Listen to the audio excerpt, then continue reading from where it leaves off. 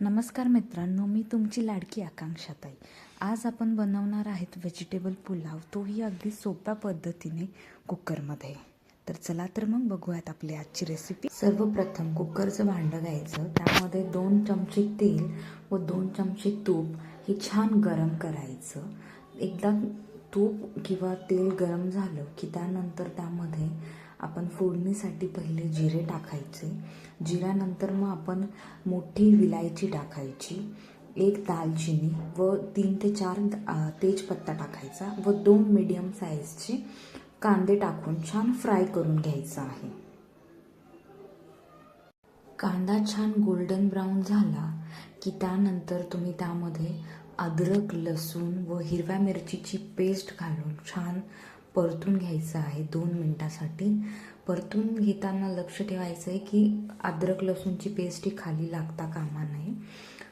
एकदा का ती छान परतली की त्यानंतर मग तुम्ही तुमच्या आवडीचे व्हेजिटेबल्स घालू शकता त्यामध्ये।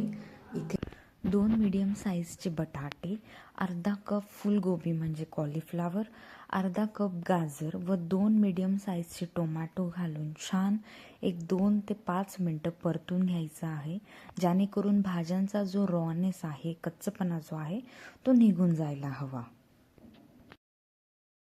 एकदा का व्हेजिटेबल्स छान परतले की त्यामध्ये आपण आपले ड्राय मसाले जे आहे ते घालणार आहोत। सर्वप्रथम आपण किचन किंग मसाला 1 चमचा घालायचा आहे, त्यानंतर जिरा पावडर अर्धा चमचा, धना पावडर अर्धा चमचा, बिर्याणी मसाला 2 चमचे व आपल्या चवीनुसार मीठ घालायचे आणि तो मसाला छान एकजीव होण्यासाठी आपण 1 कप दही घालायचं आहे त्यामध्ये आणि छान दह्याला फेटायचं व घालायचं। त्यानंतर एकदा का आपलं दही व बाकी मसाले छान कुक झाले की त्यानंतर मग तुम्ही कोणताही भिजलेला तांदूळ घालू शकता। मी इथे कोलम किंवा काली मूछ राईस वापरलेला आहे, तो तुम्ही अर्धा ते 1 तास आधी भिजत घालायचा व छान भिजल्याच्या नंतर त्याचं पाणी ड्रेन आउट। एकदा का पाणी तुम्ही ड्रेन आउट केलं की त्यानंतर जो तुमचा राईस आहे तो तुम्ही व्हेजिटेबलसोबत छान मिक्स करून राईसच्या डबल क्वांटिटीने पाणी घालायचं आहे व छान एक अशी उकळी घ्यायची आहे त्या पाण्याची।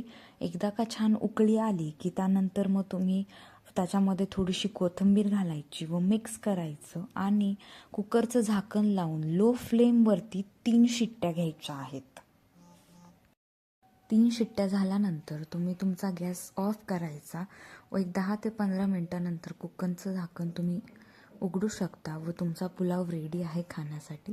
एन्जॉय करा व नक्की सांगा कसा झालाय तुमचा पुलाव मला। थँक्यू।